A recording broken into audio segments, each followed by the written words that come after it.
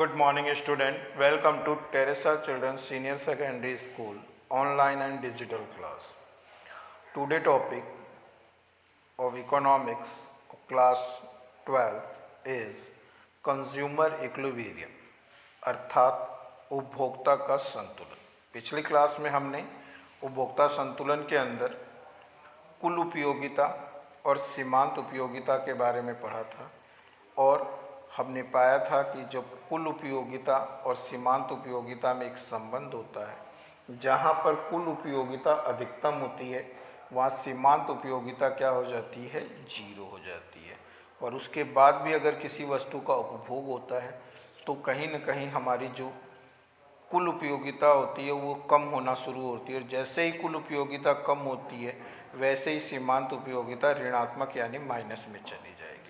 उसी क्रम में आज हम पढ़ेंगे सीमांत उपयोगिता हास नियम। कहते हैं कि इस नियम का प्रतिपादन 1854 में गॉसन ने किया। मतलब कि इस नियम को प्रतिपादित करने वाला जो प्रथम व्यक्ति था वो गॉसन था और उसने 1854 में इसको प्रतिपादित किया। इसीलिए इस नियम को गॉसन का प्रथम नियम भी कहा जाता है। ठीक है। और इसकी बाद में जो विस्तृत व्याख्या थी वो मार्शल ने की है थी। ठीक है। कहता है इस नियम का अर्थ क्या है। कहता है नियम का अर्थ एवं परिभाषाएं। सीमांत उपयोगिता हास नियम एक सार्वभौमिक नियम है। यह नियम उपभोक्ता के उस व्यवहार पर आधारित है जिसमें उपभोक्ता द्वारा किसी वस्तु की ज़्यादा से ज़्यादा इकाई उपभोग करने पर अतिरिक्त उपभोग की जाने वाली वस्तु की इकाई की सीमांत उपयोगिता उत्तरोत्तर घटती चली जाती है। यानी कि इसके अंदर कहा जा रहा है कि अगर एक व्यक्ति एक निश्चित समय में एक ही वस्तु का अधिक से अधिक उपयोग करता है तो जैसे वो अधिक उसका उपयोग बढ़ाता जाएगा उसकी उस सीमांत उपयोगिता धीरे धीरे कम होती जाएगी और एक समय ऐसा आएगा जब उसकी सीमांत उपयोगिता बहुत ज़्यादा मात्रा में कम हो जाएगी और संतुष्टि आने पर उसकी सीमांत उपयोगिता बिल्कुल ऋणात्मक में या कम हो जाएगी। आगे कहता है मार्शल के अनुसार एक वस्तु के स्टॉक में वृद्धि होने से व्यक्ति को जो अतिरिक्त संतुष्टि प्राप्त होती है वह भंडार में हुई प्रत्येक वृद्धि से कम होती है। मार्शल कहते हैं कि अगर हमारे पास किसी एक वस्तु की का स्टॉक बहुत ज़्यादा मात्रा में इकट्ठा होने लगेगा तो ऐसी स्थिति के अंदर उस वस्तु के अलग से और ज़्यादा स्टॉक करने पर उसके भंडारण को बढ़ाने पर उसकी जो सीमांत उपयोगिता या जो संतुष्टि की मात्रा हो जाएगी वो क्या हो जाएगा, कम होता चला जाएगा, गिरता चला जाएगा। ठीक है। कहता है उपभोक्ता किसी वस्तु की अतिरिक्त इकाई का उपभोग, अब इसी नियम को आगे हम पढ़ते हैं कि उपभोक्ता किसी अतिरिक्त इकाई के उपभोग अपनी आवश्यकता की पूर्ति के लिए करता है। ठीक है। अपनी आवश्यकता की पूर्ति के लिए करता है तो अतिरिक्त इकाई इसके लिए कम उपयोगी होने लगती है। अगर वो प्रक्रिया कुछ समय तक चलती है तो एक स्थिति वह आती है जब उपभोक्ता को उस वस्तु की अतिरिक्त इकाई का उपभोग करने से अतिरिक्त संतुष्टि नहीं मिलती है। यानी कि अगर कोई व्यक्ति एक ही वस्तु का बार बार प्रयोग कर रहा है, एक निश्चित समय के अंदर कर रहा है, तो हर एक अतिरिक्त इकाई के साथ उसकी उपयोगिता क्या होती जाएगी, कम होती जाएगी। और जैसे ही उसकी संतुष्टि अगर वो प्राप्त कर लेता है तब जो है उसको अगर अतिरिक्त वस्तुओं को उसी एक वस्तु को अतिरिक्त दिया जाएगा तो उसकी सीमांत उपयोगिता क्या हो जाएगी, कम हो जाएगी। तो कहता है कि तो एक स्थिति वह आती है जब उपभोक्ता को उस वस्तु की अतिरिक्त इकाई का उपभोग करने से अतिरिक्त संतुष्टि नहीं मिलती है। अगर उपभोक्ता इस स्थिति के बाद भी इस वस्तु का उपभोग जारी रखता है तो इस वस्तु से प्राप्त सीमांत उपयोगिता ऋणात्मक हो जाती है। अर्थशास्त्री इस प्रवृत्ति को सीमांत उपयोगिता का हास नियम द्वारा व्यक्त करते हैं। यानी कि जब हम उसी एक वस्तु की अतिरिक्त इकाई का उपभोग करते हैं तो ऐसी स्थिति में संतुष्टि के बाद उसका उपभोग करने पर उसकी जो संतुष्ट करने की प्रवृत्ति है वो खत्म हो जाएगी, ऋणात्मक में चला जाएगा और वो व्यक्ति जो है उसके लिए उस वस्तु का कोई मायने नहीं रह जाएगा। तब ऐसी स्थिति में इसी नियम को हम सीमांत उपयोगिता हास नियम के नाम से जानते हैं। जैसे मैं आपको एक सिंपल सा एग्जाम्पल देता हूँ। आप जो है स्कूल से घर जाते हैं, उस समय आपको भूख बहुत ज़्यादा लगी है, आपकी मम्मी ने आपको खाना खिलाने के लिए बिठाया और आप जब पहली रोटी खाते हैं तो आपकी जो सीमांत उपयोगिता होती है वो सबसे अधिक होती है। फर्स्ट रोटी चूँकि आपको भूख बहुत ज़्यादा लगी हुई है, तो प्रथम रोटी जब आप खाएंगे तो उस समय आपको वो अधिक संतुष्टि प्रदान करेगी और आपको उसको खाने में इंटरेस्ट बहुत ज़्यादा आएगा। लेकिन जैसे ही फर्स्ट रोटी आपने खाई और आपका पेट भर सा गया, थोड़ा सा फिल हुआ, तो अब आप दूसरी रोटी जब खाएंगे तो आपको उससे जो पहली रोटी थी उसकी अपेक्षा थोड़ी संतुष्टि क्या हो जाएगी, कम हो जाएगी, क्योंकि आपके पेट की जो भूख है वो थोड़ी मात्रा में ख़त्म हो जाएगी। दूसरी रोटी भी आपने खाई, आपको संतुष्टि मिली, फिर इसी प्रकार से आपने तीसरी रोटी खाई, तब भी आपको संतुष्टि मिली, चौथी रोटी आपने खाई, उससे भी कम संतुष्टि मिली, पांचवी रोटी, आपकी जो डाइट है वो 5 रोटी की है, तो आप अगर 5 रोटी खाएंगे तो आपको अधिकतम मतलब संतुष्टि खत्म हो जाएगी, आपका पेट फिल हो जाएगा, पूरा भर जाएगा।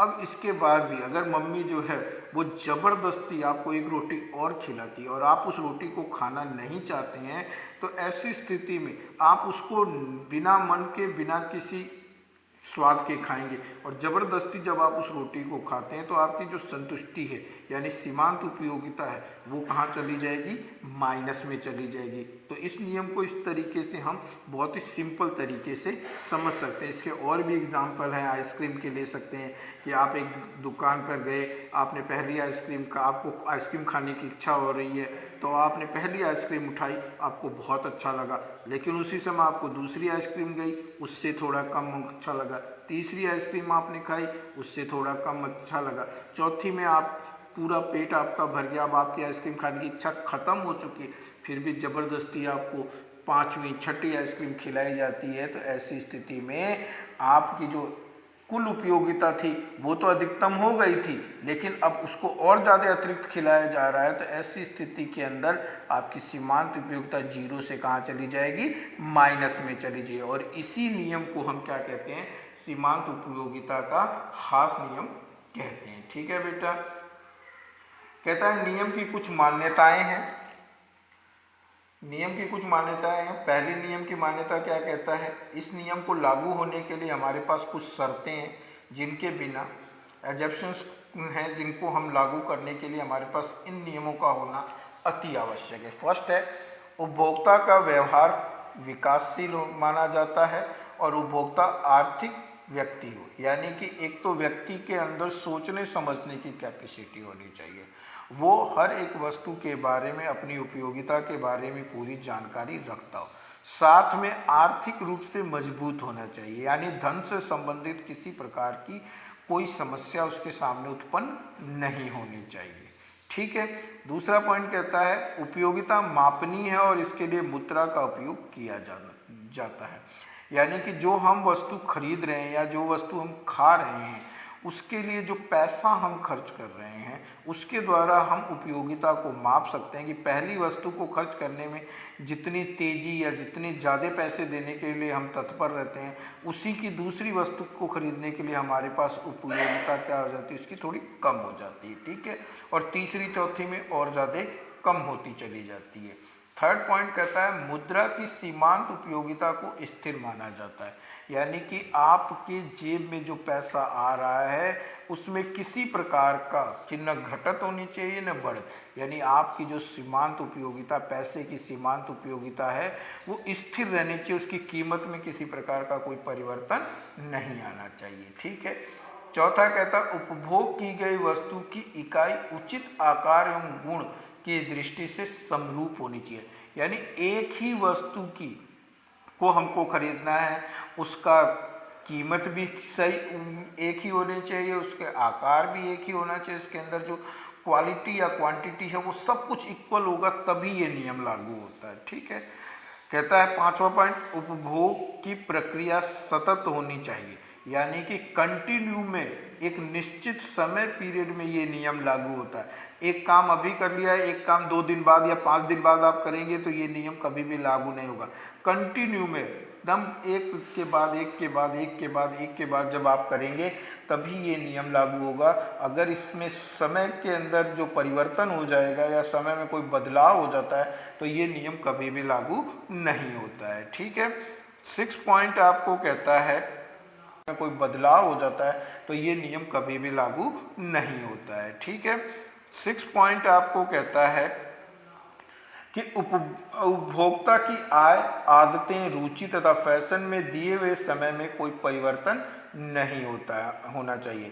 यानी कि जब हम एक निश्चित समय के अंदर हम बात करेंगे तो ऐसी स्थिति के अंदर एक उपभोक्ता की आदत में कोई परिवर्तन नहीं होनी चाहिए। उसे एक साथ कई वस्तुओं की डिमांड नहीं होनी चाहिए। जिस वस्तु पे वो आया है, जिस वस्तु के बारे को खरीद रहा है, उसी पर वो टिका होना चाहिए। उसके फैशन या रुचि में किसी प्रकार का कोई परिवर्तन नहीं होना, तब ये उपयोगिता ह्रास नियम जो है वो लागू होगा। ये जो 6 पॉइंट आपको दिया है, यही 6 पॉइंट उस नियम को लागू होने के लिए सबसे ज़्यादा इम्पोर्टेंट है, क्योंकि इनके अगर इन 6 पॉइंट को एक समय पर लागू किया जाएगा तभी ये नियम लागू किया जाएगा।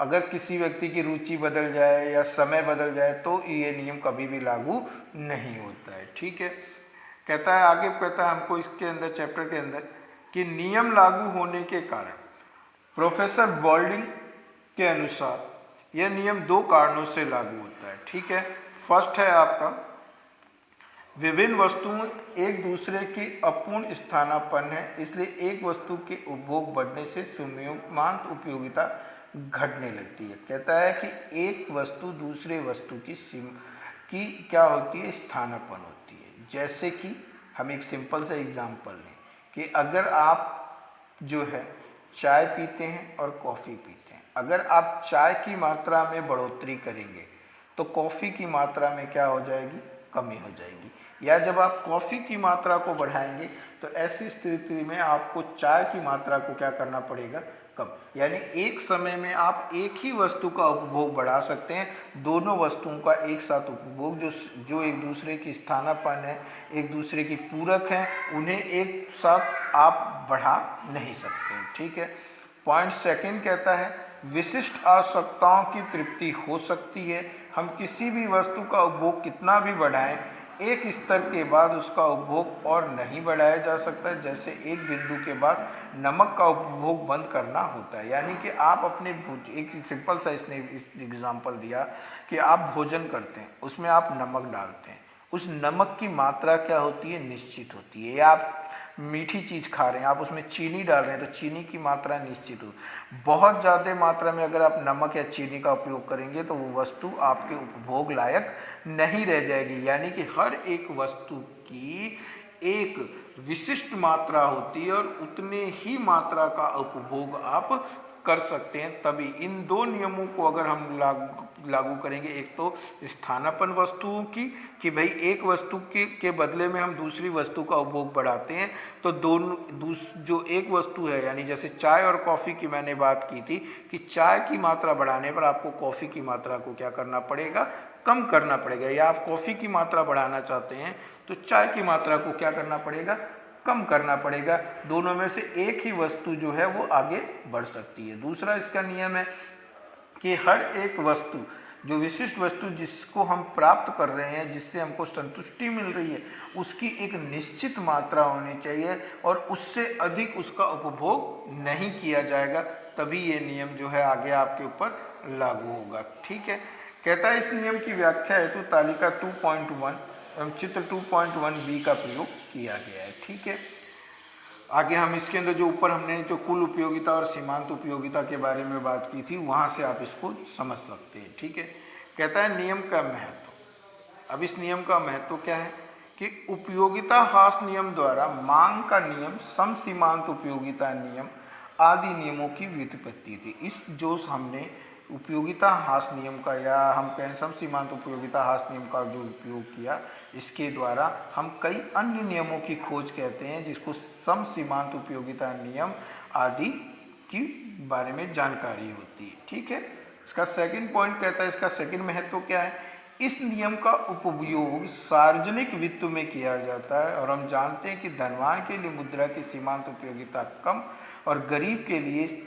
लिए ये अधिक होती है। यानी जो आज के जो सामाजिक स्थितियां हैं उसके अंदर इस नियम का सर्वाधिक उपयोग करते हैं। एक अमीर आदमी के लिए पैसे की कीमत क्या होती है? कम होती है।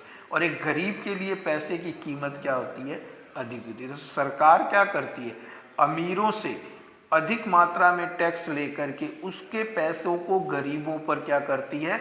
खर्च करती है। और इस तरीके से दोनों अमीर और गरीब के बीच में समन्वय लाने का प्रयास करती है। जिसके लिए पैसे की कीमत कम है उससे पैसा लिया जा रहा है, और जिसके लिए पैसे की कीमत अधिक है उस पर पैसा क्या किया जा रहा है? खर्च किया जा रहा है। इस तरीके से इस नियम का उपयोग करके हम समाज में गरीब या पिछड़े वर्ग के लोगों को महत्व दिला सकते हैं। ठीक है, इसमें आपको दिया हुआ भी है, कहता है अतः अमीरों पर कर लगाकर राशि को गरीबों पर खर्च करने से सामाजिक कल्याण क्या होता है? बढ़ता है। ठीक है बेटा, तो इस तरीके से हम सामाजिक कल्याण को बढ़ा सकते हैं।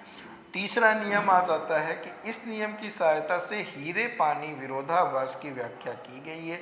इसके अनुसार पानी जो जीवन के लिए अति आवश्यक है वो काफ़ी सस्ता है, जबकि हीरा जो कि जीवन के लिए आवश्यक नहीं है वो कम। अब देखो हमारा नियम क्या कहता है? हमारा नियम कहता है कि जिस वस्तु को हम अधिक मात्रा में उपभोग करते हैं उस वस्तु की कीमत क्या होती है? अधिक होती है। और जिस वस्तु को हम कम मात्रा में उपभोग करते हैं उसकी कीमत क्या होती है? कम होती है। लेकिन यहाँ पर एक विरोधाभास दिखाई देता है कि पानी का हम उपभोग बहुत ज़्यादा करते हैं लेकिन उसकी कीमत क्या होती है? कम होती है। जबकि हीरे का हम उपभोग अधिक कम मात्रा में करते हैं लेकिन उसकी कीमत क्या अधिक होती है। तो इसके पीछे रीजन क्या है? सीमांत उपयोगिता जो हमारे पास थी, मार्जिनल यूटिलिटी की हम यहाँ बात करते हैं। चूँकि पानी की हर एक इकाई के बाद उसकी सीमांत उपयोगिता में कोई परिवर्तन नहीं होता, ठीक है, इसलिए उसकी कीमत क्या हो जाती है? कम हो जाती है। जबकि हीरे की मात्रा चूँकि कम है इसलिए उसकी हर एक अतिरिक्त इकाई को खरीदने के बाद उसकी सीमांत उपयोगिता क्या हो जाती है? बढ़ जाती है।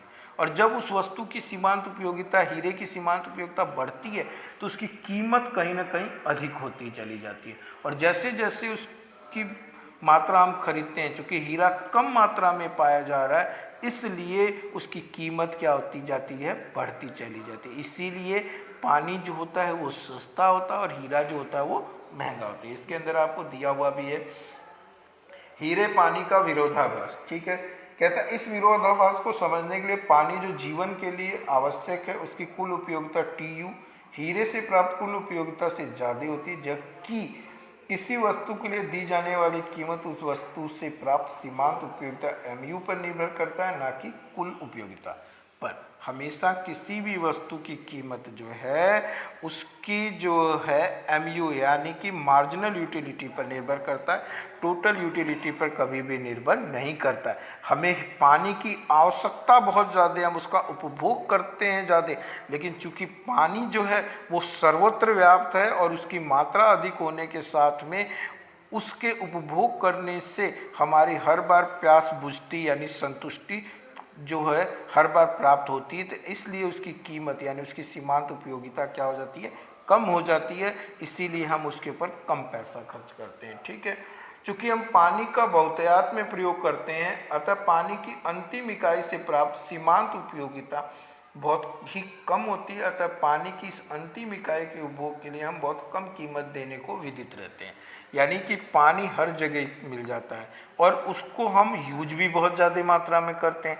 ऐसी स्थिति के अंदर क्या होगा कि जब हम पानी की हमारे को हर जगह उपलब्ध हो जाएगा, हम पानी का उपभोग भी ज़्यादा करेंगे तो उसके लिए हम कम से कम पैसा खर्च करना चाहेंगे। और जब पानी के ऊपर हम कम खर्च करेंगे तो उसकी जो सीमांत उपयोगिता हो जाएगी वो क्या हो जाएगी? कम होती चली जाएगी। और जैसे जैसे कम होती जाएगी उसके लिए हमें पैसे भी कम देने पड़ेंगे। ठीक है, इसीलिए हम पानी के ऊपर कम पैसा खर्च करते हैं। ठीक है, कहता है अतः पानी की इस अंतिम इकाई के उपभोग के लिए हम बहुत कम कीमत देने को उदित रहते हैं। क्योंकि पानी की सब इकाइयां एक जैसी होती हैं अतः पानी की दूसरी अन्य इकाइयों के लिए भी हम कम कीमत चुकाते हैं। जबकि हीरा अल्प मात्रा में पाया जाता है अतः हीरे की अंतिम इकाई से प्राप्त सीमांत उपयोगिता बहुत अधिक होती है। अतः हम इस हीरे की अंतिम इकाई के लिए अधिक कीमत देने को तत्पर हो जाते हैं। अर्थात कि चूंकि हीरा है वो एक लिमिट मात्रा में, बहुत कम मात्रा में पाया जाता है, इसलिए उसको खरीदने के लिए हम क्या करते हैं, अधिक से अधिक पैसा खर्च करने के लिए तैयार होते हैं।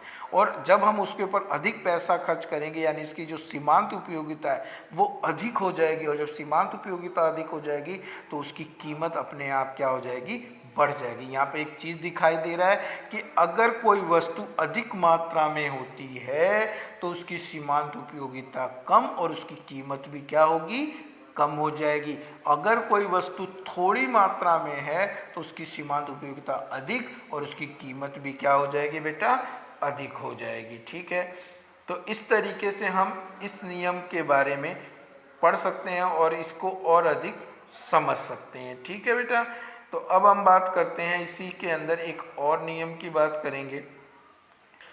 अभी यहाँ तक आपको मेरी समझ से समझ हो गया कि सीमांत उपयोगिता ह्रास नियम जो है वो किस तरीके, यानी कि कोई भी वस्तु जिसका उपभोग हम करते हैं उसके अतिरिक्त इकाई के उपभोग के साथ हमारी संतुष्टि लेवल जो हो जाता है वो कम होता जाता है, और जब संतुष्टि लेवल कम होता जाता है तो उसके उपभोग करने की जो हमारी प्रवृत्ति है उसके साथ ही हमारी सीमांत उपयोगिता जो होती है वो कम होती चली जाती है, और अगर हम उसकी मात्रा को बढ़ाते। अब हम बात कर रहे हैं एक नए नियम की जो है हमारे पास, इसके अंदर है सम सीमांत उपयोगिता नियम एवं उपभोक्ता का संतुलन। ठीक है, कहता है साम्य से, संतुलन का मतलब होता है साम्य यानी कि स्थिरता। कहता है साम्य से तात्पर्य विश्राम की स्थिति और न बदलने की प्रवृत्ति होती है। एक उपभोक्ता जब संतुलन की स्थिति में होता है तब वह अपने उपभोग के स्तर को नहीं बदलता, अर्थात उससे उस स्थिति में अधिकतम संतुष्टि मिलती है। जब हम किसी वस्तु को देखते हैं और जो वस्तु हमें पसंद होती है और हम उसकी उतनी ही मात्रा का उपभोग करते रहते हैं तो हम नहीं चाहते हैं कि हमारी स्थिति में कोई बदलाव आए, और हम चाहते हैं कि हम जिस स्थिति में हैं हम उतनी ही वस्तु का हमेशा बराबर क्या करते रहें, उपभोग करते रहें, क्योंकि वहाँ पर हमारा जो संतुष्टि लेवल है वो बहुत अधिक होता है। यानी कि हमारा संतुष्टि लेवल अधिक होता है और हमारे को उसकी जो कुल उपयोगिता है वो बहुत ज़्यादा मिलती रहती है, इसलिए हम अपने साम्य से अलग नहीं होना चाहते हैं। यानी कुल उपयोगिता अधिकतम होती है और जो मार्जिनल यूटिलिटी होती है वो क्या होती है, जीरो के करीब हो जाती है, लेकिन ऐसा हर समय होना संभव नहीं है। ठीक है, इसलिए इसके अंदर हम आगे पढ़ते हैं। कहता है एकमात्र वस्तु के उपभोग के समय यदि उपभोक्ता एक वस्तु को खरीद सकता है या अपनी मौद्रिक आय को अपने पास रख सकता है तो गणनावाचक दृष्टिकोण में उपभोक्ता के संतुलन के लिए ये आवश्यक है कि एक्स वस्तु की सीमांत उपयोगिता MUX एक्स वस्तु की बाजार कीमत PX के बराबर है। यानी अगर हम एक ही समय में एक ही वस्तु को खरीदते हैं तो ऐसी स्थिति में उस वस्तु की जो सीमांत उपयोगिता होती है वो उस वस्तु की कीमत के बराबर होती है, यानी कि उस वस्तु की मार्जिनल यूटिलिटी इक्वल उस वस्तु की प्राइस। यानी कि आपको एग्जांपल दिया हुआ, अर्थात MUX बराबर PX के बराबर हो गई।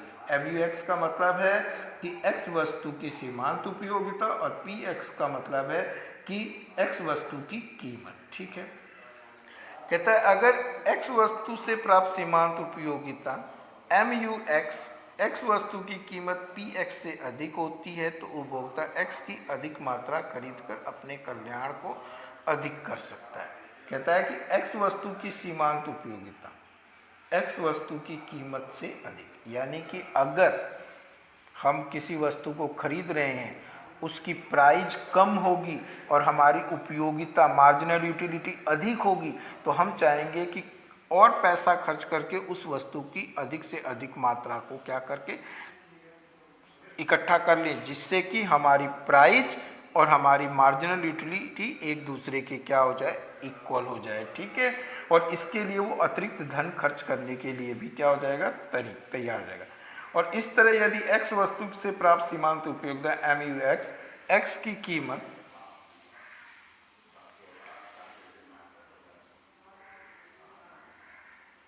और पी एक्स से कम होती है तो वह एक्स वस्तु से अपने कल्याण को अधिकतम करने के लिए एक्स की खरीद की मात्रा कम कर सकता है। अब इसी का उल्टा, अगर प्राइस अधिक होगी और उस वस्तु की मार्जिनल यूटिलिटी कम होगी तो वो ये चाहेगा कि चूंकि प्राइस अधिक है तो वो सोचेगा कि अपनी जो मात्रा है, जितना वो पहले खरीदता था उससे कम खरीद करके, वो प्राइस में कोई परिवर्तन नहीं है, अपने धन में किसी प्रकार का कोई परिवर्तन नहीं चाहेगा, प्राइस को वो स्थिर रखेगा और वो अपनी मात्रा को, क्वांटिटी को क्या कर देगा, कम कर देगा, जिससे कि एम यू एक्स बराबर क्या हो जाए, पी यू एक्स के बराबर हो जाएगा। कहता है अतः उपभोक्ता अपनी उपयोगिता अधिकतम करने के लिए एम यू एक्स बराबर पी एक्स को पूर्ण करेगा। अगर प्राइस कम होगी तो वो अधिक मात्रा में वस्तु खरीदेगा और अगर प्राइस अधिक होगी तो वो कम मात्रा में, लेकिन वो हमेशा स्थिर अवस्था में रहना पसंद करेगा, यानी कि उसकी मार्जिनल यूटिलिटी उसके प्राइस की हमेशा क्या रहेगी बेटा, इक्वल रहेगी। ओके। कहता है वास्तविक जीवन में एक उपभोक्ता एक से अधिक वस्तुओं का उपभोग करता है। ये तो एक काल्पनिक बात थी कि एक व्यक्ति जो है हमेशा एक ही वस्तु का उपभोग करेगा, लेकिन वास्तविकता क्या है, हमारी आवश्यकताएं अलग अलग समय में अलग अलग होती है और चूंकि हमारे पास पैसा एक लिमिट मात्रा में होता है इसलिए हम अलग अलग वस्तुओं का उपभोग करते हैं। तो अब अगर हमारे को अलग अलग वस्तुओं का उपभोग करना पड़ेगा तो हमारी जो है उस वस्तु के ऊपर जो क्वांटिटी है, क्वालिटी है, उसको अलग अलग रूपों में देखना पड़ेगा। कहता है वास्तविक जीवन में एक उपभोक्ता एक से अधिक वस्तुओं का उपभोग करता है। ऐसी स्थिति में सम सीमांत उपयोगिता नियम आय के अनुकूलतम आवंटन में मदद करता है। यानी कि जो हमारा नियम है, अगर हमारे पास पैसा एक निश्चित मात्रा में है और हमें बहुत सारी वस्तुओं का उपभोग करना है तो हमें ये मैनेज करना पड़ेगा कि हम किस वस्तु पर कितनी मात्रा में धन खर्च करके अपनी पैसे और साथ में उस वस्तु की मात्रा का एक सही तालमेल बिठा सकेंगे। ठीक है। कहता है ऐसी स्थिति में सीमांत उपयोगिता नियम आय के अनुकूलतम आवंटन में मदद करता है। सम सीमांत उपयोगिता नियम को कई और नामों से जाना जाता है, जैसे गॉसन के द्वितीय नियम, प्रतिस्थापन का नियम, आमदनी के आवंटन का नियम या अधिकतम संतोष का नियम कहा जाता है। अर्थात कि ये जो नियम है अनेक और नामों से, जैसे गॉसन का द्वितीय नियम, प्रतिस्थापन का नियम, आमदनी का नियम, इन सभी नियमों के बारे में इसमें देखा जाता है और ये पाया जाता है कि व्यक्ति किस तरीके से अपनी आमदनी से अधिक संतुष्टि प्राप्त कर सकता है। ठीक है। अब आगे देखते हैं। कहता है सरल शब्दों में इस नियम को इस तरह व्यक्त कर सकते हैं कि एक उपभोक्ता को विभिन्न वस्तुओं पर अपने व्यय इस तरह से करना चाहिए कि प्रत्येक दिशा में व्यय की अंतिम इकाई से प्राप्त सीमांत उपयोगिता बराबर या लगभग बराबर हो जाए। ऐसे करने से उपभोक्ता अपनी संतुष्टि अधिकतम कर सकेगा या संतुलन में होगा। ठीक है। यानी कि अगर हम सिंपल सी बात करते हैं तो हर एक वस्तु पर खर्च किया गया पैसा उसकी क्वांटिटी के बराबर होना चाहिए, यानी कि M U X upon P X होना चाहिए। फिर अगर दूसरी वस्तु लेते हैं तो M U Y upon P Y के बराबर होनी चाहिए। तीसरी वस्तु लेते हैं तो M U Z upon P Z के, इसी तरह एन वस्तु यानी कि M U N upon P N के क्या होगी, बराबर होगी। यानी हर एक वस्तु के ऊपर खर्च किया गया पैसा उसकी जो क्वांटिटी के प्राइस के बराबर हो जाएगी। ठीक है। अब इसके अंदर आगे पढ़ते हैं। कहता है मुद्रा की एक अतिरिक्त इकाई के खर्च करने से प्राप्त सीमांत उपयोगिता सभी वस्तुओं के लिए समान होगी। अगर उपभोक्ता एक वस्तु पर खर्च करने से अधिक उपयोगिता प्राप्त करता है तो वह अपने कल्याण अधिक करने के लिए उस पर अधिक खर्च करेगा। वह अन्य वस्तुओं के उपभोग पर तब तक काम करता रहेगा जब तक उपयुक्त शर्तें पूरी ना हो जाएं। यानी कि एक व्यक्ति के लिए तब संतुष्टि अधिकतम होगी जब उसकी प्राइस और उस वस्तु की क्वांटिटी एक दूसरे के इक्वल, और कई सारी वस्तुएं हो जाएंगी तो आपको एक समीकरण दिया हुआ है कि x into P plus Y into P बराबर m, यानी कि पहली वस्तु पर खर्च किया गया पैसा और दूसरी वस्तु पर खर्च किया गया पैसा, उन दोनों का टोटल उसकी मनी के क्या हो जाएगा, बराबर होगा। ठीक है। कहता है इस शर्त के अनुसार उपभोक्ता के द्वारा x वस्तु पर किया गया खर्च अर्थात XP तथा y वस्तु पर खर्च किया गया YP उपभोक्ता की आय के बराबर होगा। ठीक है, कहता है सीमांत उपयोगिता विश्लेषण को उपभोक्ता को संतुलन नियम तालिका 2.2 में समझाया गया है। एक चार्ट के द्वारा इसको समझाने का प्रयास किया गया है। इसमें दो वस्तुएं हैं, एक है केला, दूसरा सेव। उस पर अलग अलग क्वांटिटी दे रखी है कि अगर वो एक वस्तु पहली वस्तु की 1 किलोग्राम मात्रा खरीदता है तो उस पर जो है 385 उसको क्वांटिटी जो सीमांत उपयोगिता मिलती है, और उसको केले सेव पर 1150 की सीमांत उपयोगिता मिलती। इसी तरह 6 वस्तुएं दे रखी है।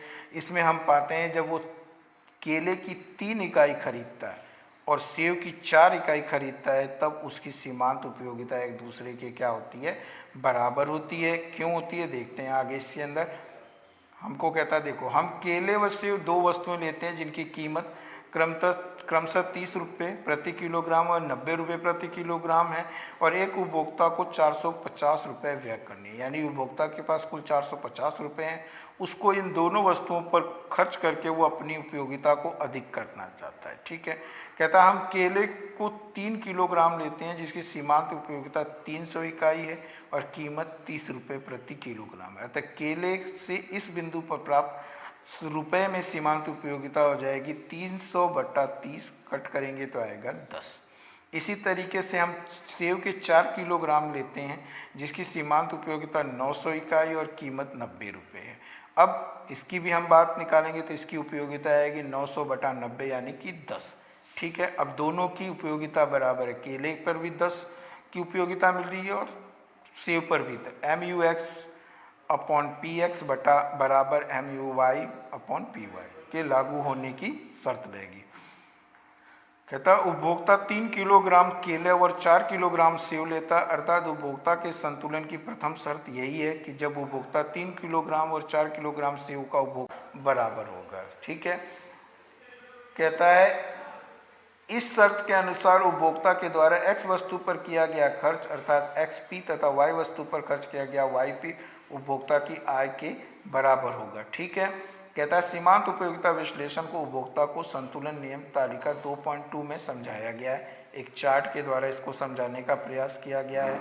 इसमें दो वस्तुएं हैं, एक है केला, दूसरा सेव। उस पर अलग अलग क्वांटिटी दे रखी है कि अगर वो एक वस्तु पहली वस्तु की 1 किलोग्राम मात्रा खरीदता है तो उस पर जो है 385 उसको क्वांटिटी जो सीमांत उपयोगिता मिलती है, और उसको केले सेव पर 1150 की सीमांत उपयोगिता मिलती। इसी तरह 6 वस्तुएं दे रखी है।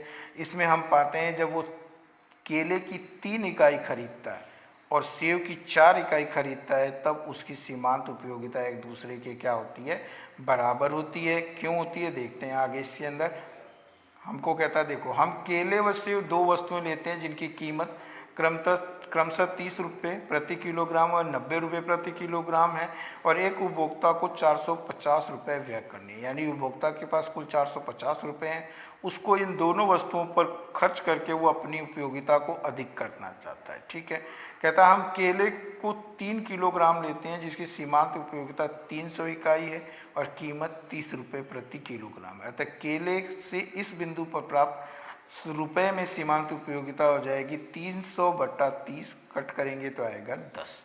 इसी तरीके से हम सेव के 4 किलोग्राम लेते हैं जिसकी सीमांत उपयोगिता 900 इकाई और कीमत 90 रुपये है।